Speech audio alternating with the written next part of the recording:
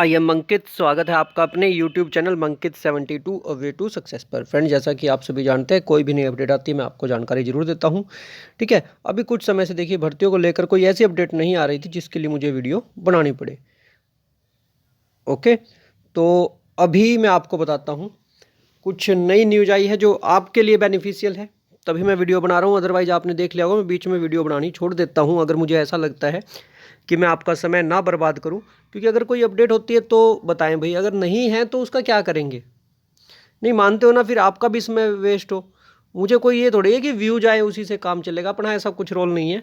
अपना सीधी सी बात है भाई, जो सही लगे और लगे कि ये न्यूज़ बतानी भी चाहिए, चाहे अच्छी हो या बुरी, वो जरूर बताएं। तो अभी के लिए देखिए, एचएसएससी चेयरमैन ने भाई भोपाल सिंह खत्री जी ने इस्तीफा दे दिया। लेकिन जाते जाते भी आप लोगों के लिए बड़ी खुशखबरी है। पॉजिटिव क्या है मैं आपको बता देता हूँ। ठीक है, और इनके बारे में भाई कल ही पता लग चुका था। देखिए, पता तो उसी दिन चल गया था जिस दिन सीएम साहब चेंज हुए थे कि अब एचएसएससी चेयरमैन का नंबर है। ठीक है, जिस दिन हमारे जो सीएम साहब है पहले वाले वो चेंज हुए थे, उसी दिन पता लग गया था। अब नेक्स्ट यही है भाई, एचएसएससी चेयरमैन को चेंज करेंगे। लेकिन यहाँ भी आपके लिए पॉजिटिव चीज़ें आ गई है। जाते जाते भी आप लोगों के लिए देखिए इन्होंने खुशखबरी ही दी है, बता देता हूँ। ठीक है, चैनल पर नए हो तो भाई सब्सक्राइब कर लेना। और देखिए, इस एक वीडियो में काफ़ी कुछ चीज़ें बताने वाला हूँ, सिर्फ यही नहीं, हरियाणा पुलिस वालों को भी बताने वाला हूँ भाई, वो भी काफ़ी समय से वेट कर रहे हैं, उनके लिए भी कोई अपडेट नहीं आई थी। ओके, और ग्रुप डी वालों के लिए, ग्रुप सी वालों के लिए, सभी की बताने वाला हूँ वन बाय वन। देखिए भाई, इन एचएसएससी चेयरमैन के जाते ही अब आपके लिए ग्रुप डी भर्ती, ग्रुप सी भर्ती का दोबारा से पिटारा खुलेगा। बता देता हूँ कैसे। ठीक है, क्योंकि देखिए, अब जो पहले वाले सीएम थे मनोहर लाल खट्टर जी और चेयरमैन भोपाल सिंह खत्री जी, ओके, भोपाल सिंह खत्री जी, तो उन दोनों के लिए मैं आपको एक चीज़ बताता हूँ। वो अपने कुछ रूल्स रेगुलेशंस पर चलते थे और उनको अगर वो अब फॉलो नहीं करते तो ये कहा जाता कि उन्होंने इलेक्शन के टाइम पर वो चेंज हो गए। अब ये अपने उसी रोल में रहे। ठीक है, चाहे हमारे माननीय मुख्यमंत्री जी हो, चाहे भोपाल सिंह खत्री जी हो। लेकिन अभी क्या ज़रूरत है, अभी ज़रूरत है भाई ताबड़तोड़ काम करने की। अभी ज़रूरत है जल्दी से जल्दी काम निपटाने की, ज़्यादा से ज़्यादा भर्तियां करने की, ज़्यादा से ज़्यादा नौकरी देने की। क्योंकि मेन जो मुद्दा है ना, चाहे आप कितने ही ईमानदार हो, ठीक है, सारी चीज़ें अपनी जगह है, लेकिन जो काउंटिंग होती है भाई वो होती है भर्तियों की। ठीक है, इसमें कोई दो राय नहीं। भोपाल सिंह खत्री जी बहुत ज़्यादा ईमानदार बंदे थे इस मामले में। उन्होंने बहुत हेल्प भी की है स्टूडेंट्स की, लेकिन भर्तियों का मामला वो सुलझा नहीं पाए कई बार। देखिए, हम तो यहाँ बैठकर कुछ भी कह सकते हैं, चाहे आप हो या मैं, लेकिन जिसको काम करना होता है भाई उसी को पता होता है। यहाँ बैठकर कोई भी बोल सकता है, ठीक है, लेकिन जो उनको काम करना होता है, मैं हमेशा उनके अपोजिट में ही रहा हूँ। आपको भी पता है, मैं हमेशा ही उनके अपोजिट में रहा हूँ। कुछ चीज़ें ऐसी है जो मुझे उनकी सही नहीं लगती थी, ठीक है, लेकिन जो सही लगती थी उसके बारे में स्पेशल वीडियो में कहता था कि ये काम अच्छा किया। मैं अपोजिट में हमेशा इसलिए रहता था क्योंकि बहुत सारी नीतियाँ मुझे भी ठीक नहीं लगती थी भाई। अब सबके अपने अपने विचार है। ओके, तो देखिए आपके ऊपर इसका क्या क्या इफेक्ट पड़ने वाला है। एक, ग्रुप डी भर्ती भाई, ठीक है, एक और भर्ती आएंगी ग्रुप डी की, ये वाली तो होगी, एक और भर्ती है भाई आपकी ग्रुप डी की। ओके, ग्रुप सी भर्ती, आप लोग सोच रहे होंगे कि इतना कैसे बता रहे हैं, इससे पहले भी मैं एक बार वीडियो बनाकर बता चुका हूँ। ठीक है, और फिर से बता रहा हूँ कि ग्रुप सी की भी एक और भर्ती रेडी है आपकी। अब बहुत सारे साथियों के दिमाग में आ रहा होगा कि सर ऐसे कैसे। अभी देखते जाओ भाई, आपके लिए एक और मेरी तरफ से सरप्राइज ये है, अब दोबारा से तैयारी स्टार्ट कर दो भाई, दोबारा से तैयारी स्टार्ट कर दो। CET 2024 101% होगा।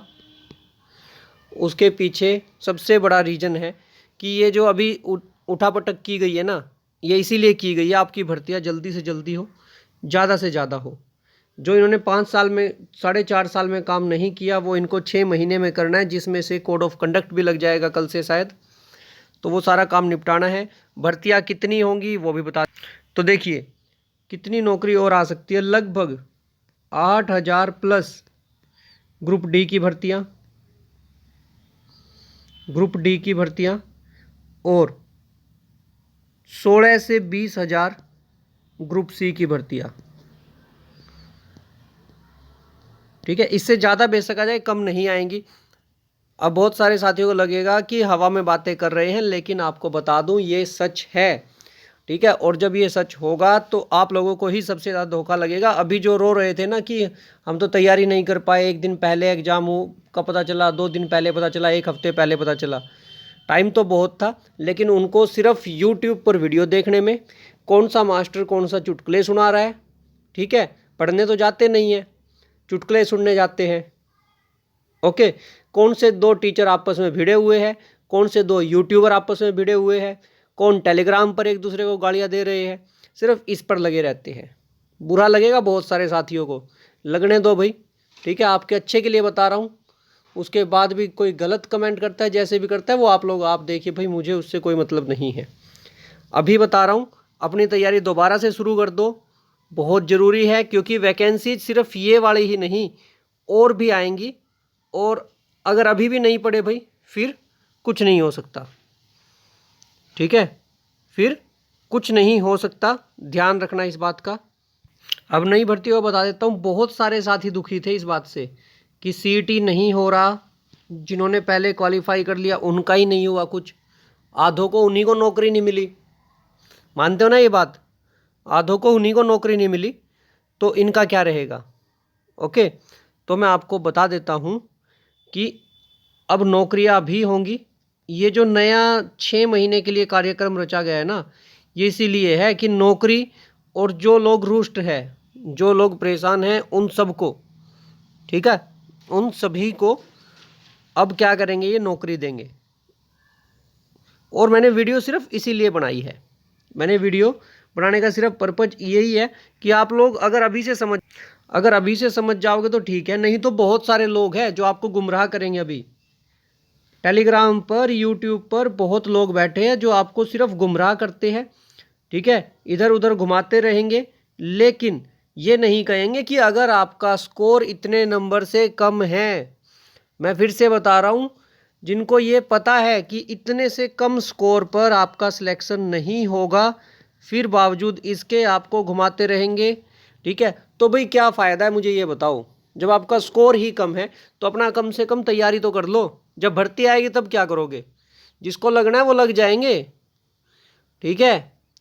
इस तरीके से नहीं तो दूसरे तरीके से, जो आपके साथ ये सब कुछ कर रहे हैं ना, खुद पर ध्यान दो। अगर आपका स्कोर कम है, जब आपको पता है कि आप काबिल ही नहीं हो उसके अभी, तो प्रिपेयर करो भाई उसके लिए, तब खड़े हो, तब आपका नंबर आए तब खड़े हो आप लोग वहाँ भी। अरे कम से कम ये तो हो कि हाँ मेरा इतना स्कोर है, मैं इसलिए खड़ा हूँ कहीं भी जाकर, ठीक है। और अब भाई, अब बात करते हैं उन भाइयों की जिनका ग्रुप सी और डी का मुद्दा है। सभी की बात करूँगा मैं, किसी एक की नहीं, कि किसी को ये लगे कि हमारे बारे में बात नहीं की। भाई अब सल्यूशन के चांसेज है, अब सल्यूशन के चांसेज है, आपके केस के भी, आपकी सारी चीज़ों के। अब जाकर प्रोग्राम बनाए हैं कि आपका सल्यूशन हो जाएगा, आपकी ज्वाइनिंग तक भी होगी, ओके। जिसको ये लग रहा है ना कोड ऑफ कंडक्ट लग जाएगा, कोई दिक्कत नहीं, आचार संहिता लग जाएगी, वो भी टेंशन मत लो।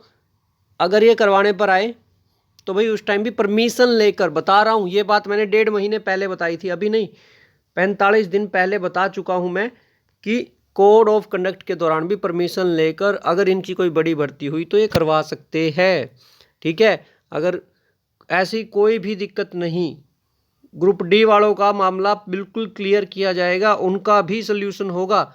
अभी के समय पर अगर कुछ करोगे ना तो आपके लिए ही गड़बड़ है, ठीक है। मतलब वो साथी जिनकी कोई तैयारी नहीं है, कुछ नहीं है, या स्कोर कम है, उनको सिर्फ एक ही काम करना है, पढ़ना शुरू कर दो।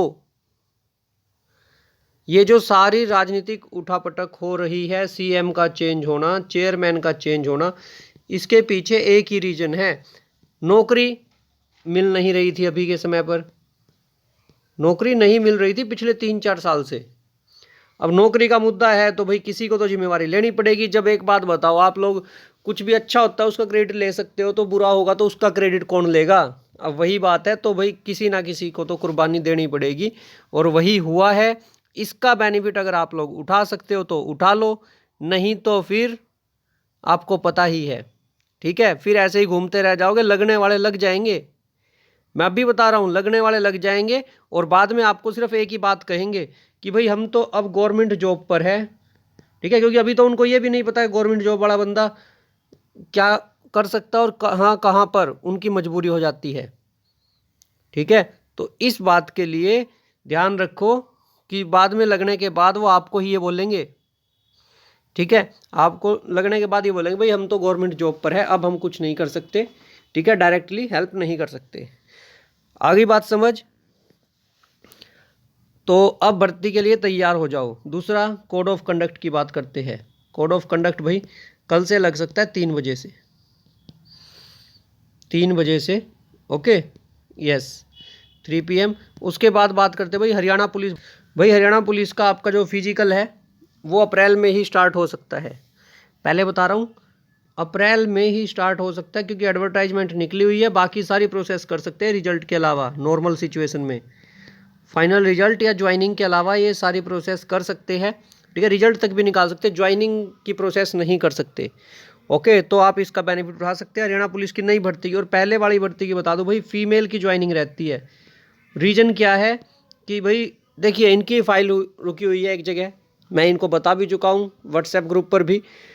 उसके बावजूद अगर आप लोग ट्राई नहीं करते हैं तो भाई वो आपकी कमी है। अगर आज भी चाहते हो, आज भी आपका काम हो सकता है। मैंने बताया था मॉर्निंग में मैसेज कर भाई मैं आप लोगों को एक ही चीज़ कहूँगा कि जो हरियाणा पुलिस वाले फीमेल कैंडिडेट्स रहते हैं वो आज भी अगर जाएं तो मैंने उनको बताया था क्या प्रोसीजर है, वो अपना काम वहाँ से जल्दी करवा सकते हैं। और ज्वाइनिंग का आपको पता है, ज्वाइनिंग रात को 2-2 बजे भी हो जाती है। ठीक है, बाकी आपकी मर्जी है, जैसा आप चाहो। जब तक आपकी ज्वाइनिंग नहीं होती, आपको पता है मैं फिर भी आपके साथ हूँ। ओके, उसके बाद बात करते हैं भाई एक और चीज़ बता देता हूँ आपको। भाई आप लोगों के लिए एक क्वेश्चन है कि अभी जो चेयरमैन गए हैं, ठीक है, नो डाउट ईमानदार बहुत है, तो आपको एक बार आउट ऑफ 10 उनको स्कोर देना है। मैं आप लोगों से ही पूछ रहा हूँ, आप लोगों को आउट ऑफ 10 उनको स्कोर देना है उनके काम के लिए। ठीक है, HSSC चेयरमैन के काम के लिए। और एक बार देना है आउट ऑफ 10 उनकी ऑनेस्टी और हेल्पफुल नेचर के लिए। अब ये 2 चीज़ें हैं। ठीक है, दोनों में आपको स्कोर देना है भाई। और किसी की कोई प्रॉब्लम हो तो भाई कमेंट सेक्शन में पूछ लेना। और इसके साथ ही देख, नई भर्तियाँ भाई फिर से कह रहा हूँ आएंगी और अच्छी खासी आएंगी। समझ में नहीं आएगा आपको कि इतनी भर्ती आ गई, अब कैसे हम अपना सिस्टम ठीक करें। ठीक है, जो पढ़ेगा वो लगेगा। मैं फिर से बता रहा हूँ, जो अभी भी बुक्स को उठा लेगा समय पर वो लगेगा। क्योंकि देखिए जो साथी ग्रुप C के लिए कर रहे हैं ना, अपना प्रोटेस्ट भी कर रहे हैं, सब कुछ कर रहे हैं, वो अपनी जगह ठीक है। लेकिन जिन्होंने ना ही अभी CET दिया है, या CET में फेल हो गए, या स्कोर कम है, ठीक है, या फिर CET में स्कोर डाउन है, तो भाई उन सभी के लिए मौका है, अभी अपनी स्टडी स्टार्ट कर दो।